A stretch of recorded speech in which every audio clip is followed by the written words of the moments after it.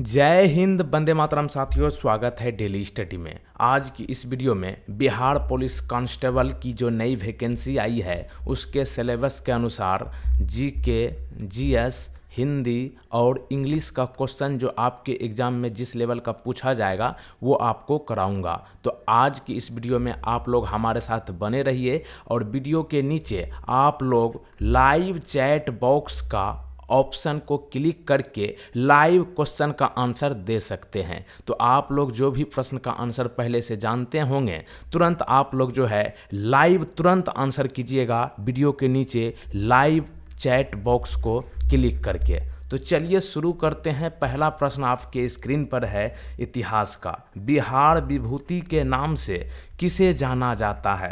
दोस्तों, आप जो भी प्रश्न का आंसर जानते हैं, जैसे कि ये प्रश्न का आंसर आपको मालूम है, तो तुरंत नीचे लाइव चैट बॉक्स में आप लाइव इस प्रश्न का आंसर का जवाब दीजिए। बिहार विभूति के नाम से किसे जाना जाता है?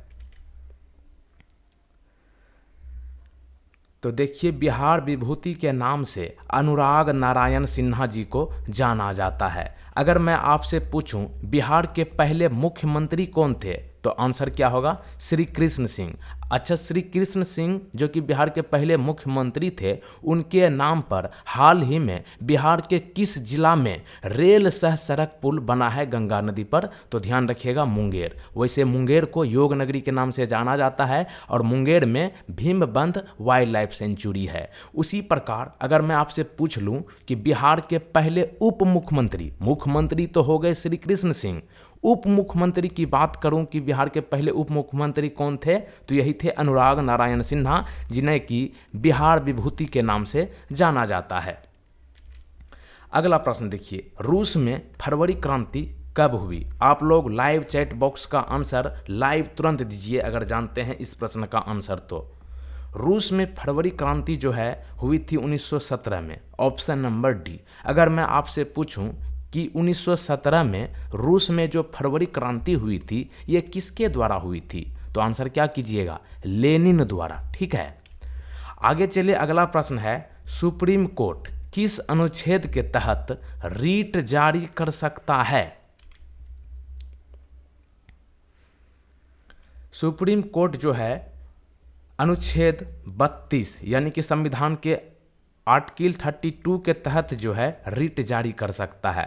अच्छा, रीट कितने प्रकार का होता है? 5 प्रकार का। रीट का अर्थ क्या होता है?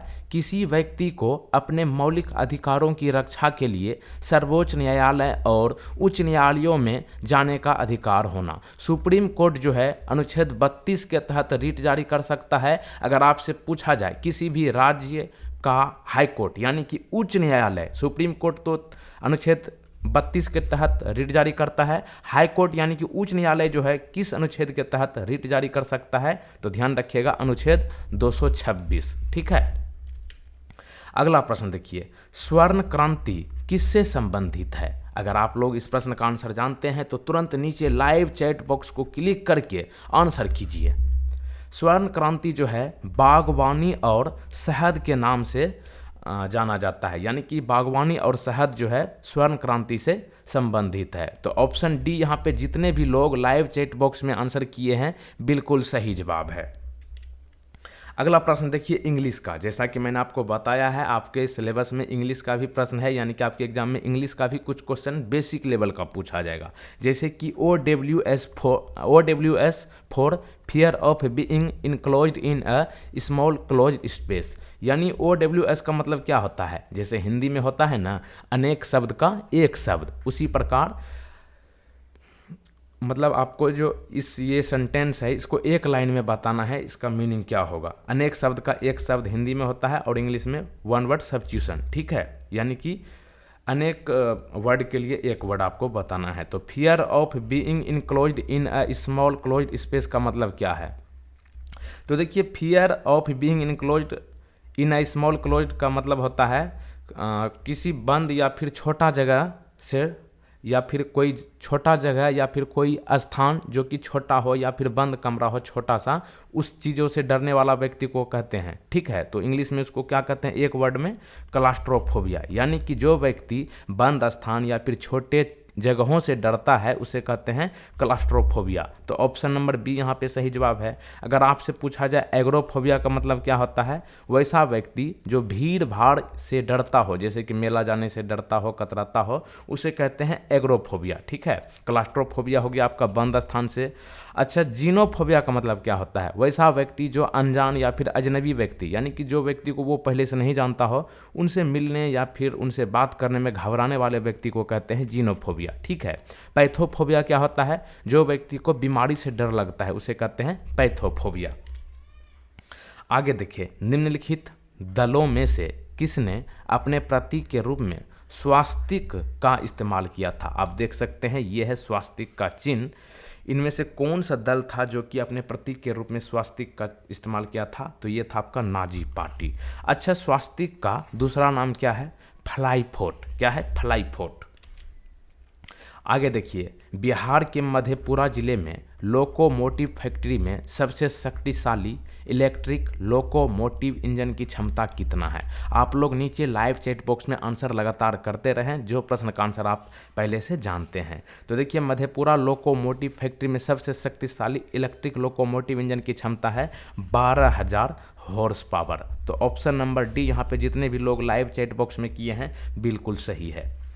आगे चले, हिंदी का प्रश्न देख लीजिए। जिन वाक्यों में घृणा, हर्ष, हर्ष मतलब खुशी, शोक, शोक मतलब वही सैड, आश्चर्य के भाव प्रकट और विस्मयादि बोधक ऐसा चिन्ह होता है, इसका प्रयोग हो उसे क्या कहते हैं। घृणा, खुशी, शोक, आश्चर्य करने वाले या फिर विस्मयादि बोधक चिन्ह को कहते हैं विस्मयादि बोधक। Option number D. जैसा कि आप लोग जानते हैं, ये वाला चिन्ह जो है आपका विस्मयादि बोधक का ऐसा होता है, ठीक ना। जैसे उदाहरण के लिए देखिए, ये है, यहाँ पे है विस्मयादि बोधक चिन्ह, जैसे कि वाह तुमने तो बिहार पुलिस कांस्टेबल की परीक्षा में बाजी मार ली।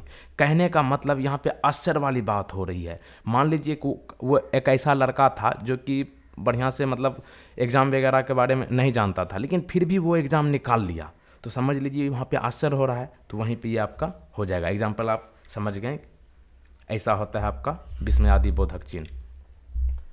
अगला देखिए, मानव शरीर में जल कितना प्रतिशत होता है। हमारे बॉडी में जो है जल कितना प्रतिशत होता है। सही जवाब है, हमारे बॉडी में लगभग 70% जो है जल होता है। जितने भी लोग यहाँ पे लाइव चैट बॉक्स में ए नंबर को आंसर किए हैं बिल्कुल सही जवाब है। आगे चले, बिहार का अधिकांश क्षेत्र किसके अंतर्गत आता है। बिहार का अधिकांश क्षेत्र जो है किसके अंतर्गत आता है, तो ये आपका जलोढ़ मिट्टी के अंतर्गत आता है। जैसे देखिए, आपको बता दें, बिहार में आमतौर पर 3 प्रकार का मिट्टी पाई जाती है। कौन कौन, पहला है पिडमोंट दलदली मिट्टी जो कि धान की खेती के लिए उपयुक्त होता है, दूसरा है तराई मिट्टी और तीसरा है गंगे जलोढ़ मिट्टी। आगे चले, आवृत्ति को किस में मापा जाता है। आवृत्ति को किस में मापा जाता है।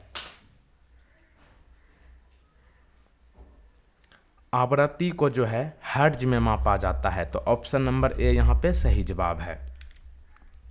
बिहार के एक भारतीय किसान नेता कौन थे जिन्होंने जमींदारों और अंग्रेजों के खिलाफ आंदोलन के अधिकारों के लिए आंदोलन शुरू किया था। बिहार के ऐसे भारतीय किसान नेता का नाम बताएं जिन्होंने जमींदारों और अंग्रेजों के खिलाफ आंदोलन के अधिकारों के लिए आंदोलन शुरू किया था। उनका नाम है Yadunandan Sharma. Option number B. तो देखिए, जमींदारों और अंग्रेजों के खिलाफ आंदोलन के अधिकारों को जो है रेरा सत्याग्रह के नाम से जाना जाता था, जो कि आपका यदुनंदन शर्मा यहाँ पे सही जवाब है। अगला देखिए, सिंधु घाटी सभ्यता शब्द का उपयोग करने वाले पहले व्यक्ति कौन थे। चलिए बताइए लाइव चैट बॉक्स में इस प्रश्न का सही जवाब क्या है। सिंधु घाटी सभ्यता शब्द का उपयोग करने वाले पहले व्यक्ति कौन थे। जॉन मार्शल थे। ऑप्शन नंबर ए यहाँ पे सही जवाब है। अगला देखिए, बिहार में अखिल भारतीय किसान सभा का गठन किसने किया था।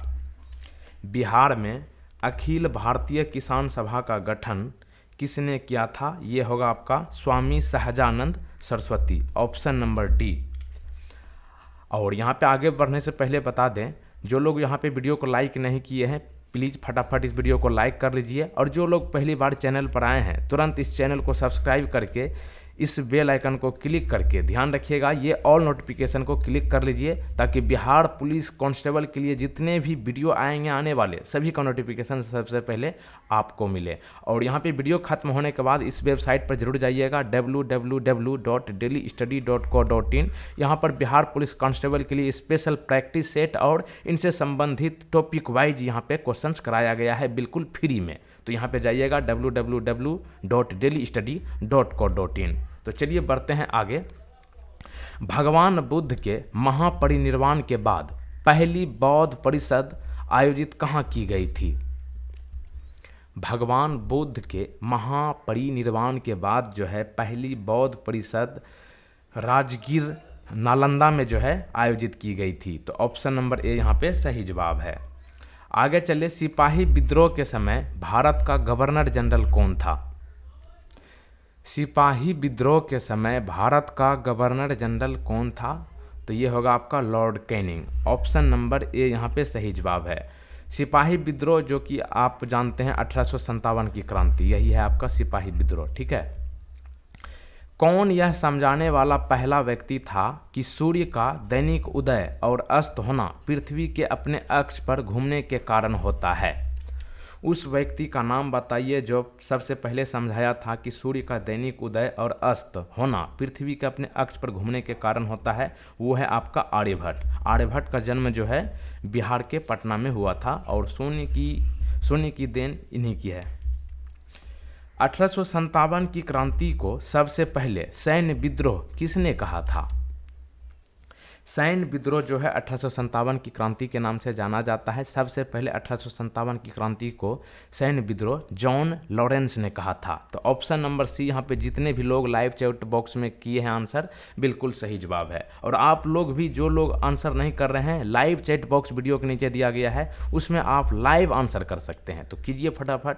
अगला प्रश्न देखिए, स्वर्ण भूमि के वह शासक जिन्होंने नालंदा में एक बौद्ध मठ की स्थापना की और देवपाल से अपने राजदूत के माध्यम से 5 गांवों को इसके रख रखाव के लिए देने का अनुरोध किया, उसका क्या नाम है? स्वर्ण भूमि के वह शासक जिन्होंने नालंदा में एक बौद्ध मठ की स्थापना की और देवपाल से अपने राजदूत के माध्यम से 5 गांवों को इसके रख रखाव के लिए देने का अनुरोध किया, वो है आपका बालापुत्र देव। ऑप्शन नंबर सी यहाँ पे सही जवाब है। आगे चले, अगला प्रश्न है 1857 की क्रांति की शुरुआत कहाँ से मानी जाती है? 1857 की क्रांति की शुरुआत जो है ये आपका मेरठ से माना जाता है। तो ऑप्शन नंबर सी सही जवाब है। सबसे पहले 1857 की क्रांति की शुरुआत जो है कब हुई? 10 मई को 1857 में मेरठ कहाँ है? उत्तर प्रदेश में है। अगला प्रश्न देखिए, डीएनए की खोज किसने की? डीएनए की खोज किसने की? तो ये होगा आपका जेम्स वाटसन और Francis Crick. Option number A यहाँ पे सही जवाब है। अगला देखिए, भारत का पहला गवर्नर जनरल जिसने सती प्रथा समाप्त की उसका क्या नाम था? भारत का पहला गवर्नर जनरल जिसने सती प्रथा समाप्त की उसका नाम था William Bentinck. Option number B यहाँ पे जितने भी लोग लाइव चैट बॉक्स में कर रहे हैं बिल्कुल सही जवाब है। अच्छा, उस राजा का नाम बताइए जिन्होंने विलियम बेंटिक के साथ जो है 1829 में सती प्रथा को समाप्त किया था। उनका नाम है राजा राम मोहन राय। तो कब सती प्रथा समाप्त हुआ? 1829 में। राजा राम मोहन राय बहुत इनका योगदान रहा है सती प्रथा को समाप्त करने में। गोपाल ने पाल वंश की स्थापना कब की थी? गोपाल ने पाल वंश की स्थापना कब की? सही जवाब होगा 750 ईस्वी में। ऑप्शन नंबर ए यहाँ पे सही जवाब है। आगे चले, पलासी की लड़ाई सिराज उद दौला और किसके बीच लड़ी गई थी? पलासी की लड़ाई जो है सिराज उद दौला और किसके बीच लड़ी गई थी? तो ये होगा आपका लॉर्ड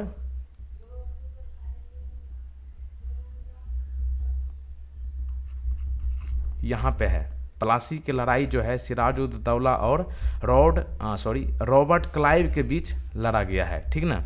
और ये प्लासी की लड़ाई कब हुआ है? 1757 ईस्वी में हुआ है। बिहार के बख्तियार खिलजी के आक्रमण का सबसे पहला वर्णन किस में है?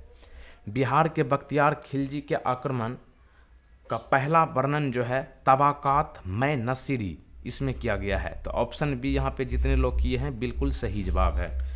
आगे चले, अगला प्रश्न है किसे ब्रिटिश भारत के बाबर के रूप में जाना जाता है? किसे ब्रिटिश भारत के बाबर के रूप में जाना जाता है? तो सही जवाब यहाँ पर है Robert Clive. Option number D यहाँ पे सही जवाब है। आगे चले, अगला प्रश्न है हिंदी का प्रश्न है व्यक्तिगत का विलोम शब्द क्या है? व्यक्तिगत मतलब क्या? पर्सनल, ठीक है। तो व्यक्तिगत यानी पर्सनल हो गया, तो ये हो जाएगा आपका पब्लिकली, यानी कि सभी लोगों का। व्यक्तिगत मतलब पर्सनल एक आदमी का, सार्वजनिक मतलब सभी का। तो ऑप्शन सी यहाँ पे जितने लोग किए हैं बिल्कुल सही जवाब है। आगे चले, केंद्रीय मंत्रिमंडल ने बिहार के किस जिले में एक नए अखिल भारतीय आयुर्विज्ञान संस्थान यानी कि एम्स की स्थापना को मंजूरी दी है? फटाफट आप लोग लाइव चैट बॉक्स का इस्तेमाल करके आंसर कीजिए। नया एम्स जो खुलने वाला है ये दरभंगा में है, ठीक है। तो ऑप्शन नंबर डी। तो देखिए इसकी कुल लागत कितना है? 1264 करोड़ रुपये है। आगे चलें, किस सुल्तान ने राजस्व के रूप में माप के बाद भूमि पर आधी फसलों की मांग की थी? उस सुल्तान का नाम बताइए जिन्होंने राजस्व के रूप में माप के बाद भूमि पर आधी फसलों की मांग की थी। ये है आपका Alauddin Khilji. Option number C यहाँ पे जितने लोग लाइव चैट बॉक्स में आंसर किए हैं बिल्कुल सही है।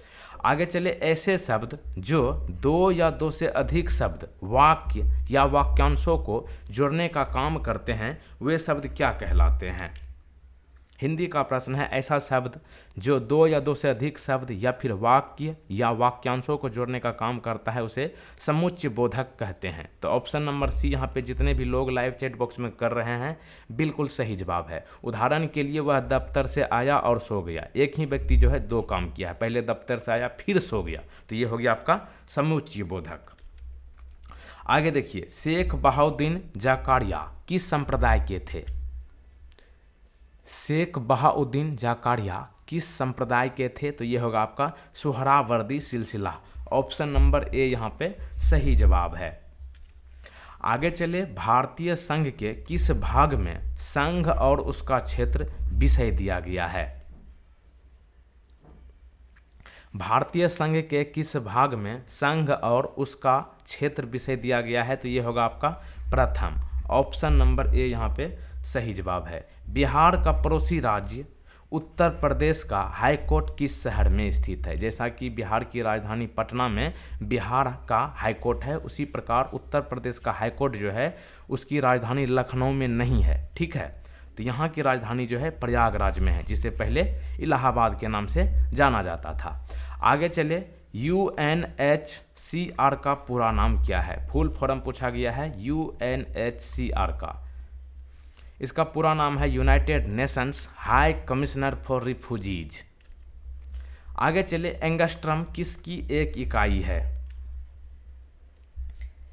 एंगस्ट्रम जो है किसकी एक इकाई है? तो ये होगा आपका तरंग धैर्य का। ऑप्शन नंबर ए यहाँ पे बिल्कुल सही जवाब है। बिहार के बारे में कौन सा सही है? इन ऑप्शन को पढ़िए और बिहार के बारे में कौन सी बातें सही है ये बताइए। तो देखिए, बिहार में लोकसभा की सीटें 40 है, बिल्कुल सही। राज्यसभा की सीटें कितनी है? 16, ये भी सही है। विधानसभा की सीटें कितनी है? 243। प्रमंडल की संख्या बिहार में कितनी है? 9। यानी कि उपर्युक्त सभी के सभी सही है। ऑप्शन नंबर ई को कीजिए आंसर। आगे चलिए, इंग्लिश का प्रश्न बताइए। Select the most appropriate meaning of the given idiom. Idiom का मतलब होता है मुहावरा।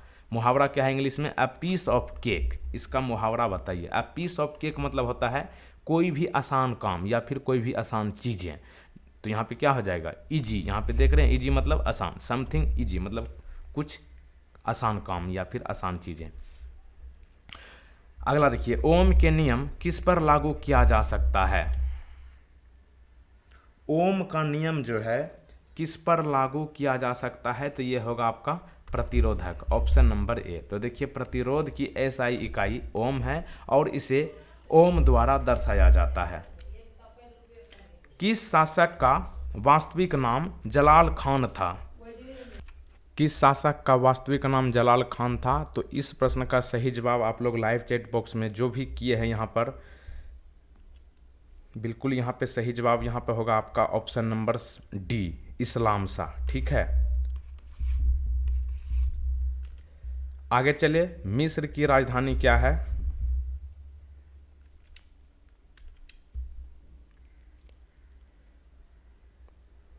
मिस्र की राजधानी की बात करें तो ये होगा आपका काहिरा, ऑप्शन नंबर सी। अगला देखिए, choose the correct assertive form of the following sentence from the given options.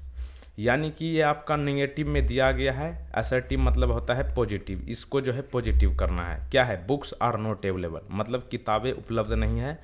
इसमें आप लोग नोट को हटा दीजिए, यानी कि नहीं को किताबें उपलब्ध है, तो बुक्स आर अवेलेबल ये आपका जो है असर्टिव फॉर्म हो गया, ऑप्शन नंबर ए। अगला देखिए, विद्युत धारा को मापने का उपकरण क्या है? विद्युत धारा को मापने का उपकरण जो है एमीटर है, ऑप्शन नंबर बी यहाँ पे बिल्कुल जितने भी किए हैं सही जवाब है। आगे देखिए, किसने कहा कि अकबर के समय में इलाहाबाद में 40 स्तंभों के महल का निर्माण करने के लिए 5,000 से 20,000 लोगों ने 40 वर्षों तक कार्य किया?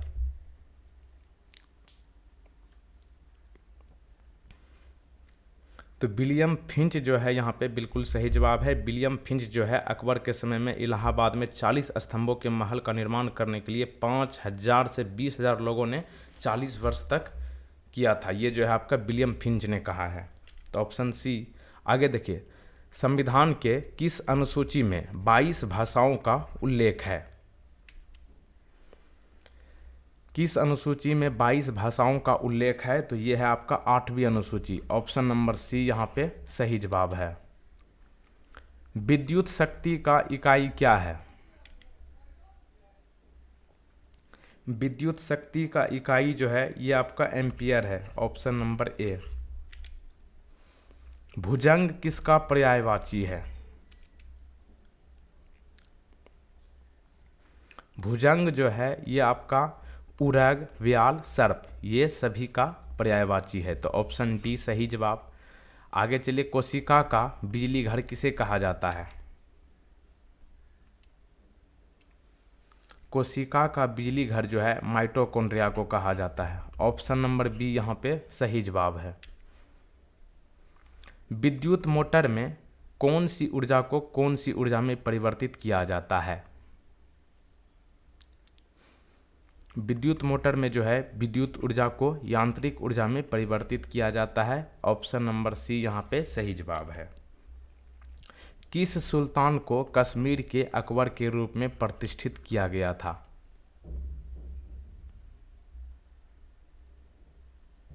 तो यह है आपका Sultan Zainul Abidin, option number D बिल्कुल सही जवाब है। कश्मीर के अकबर के रूप में सुल्तान जैनुल आबिदीन को जो है प्रतिष्ठित किया गया था, तो ऑप्शन डी।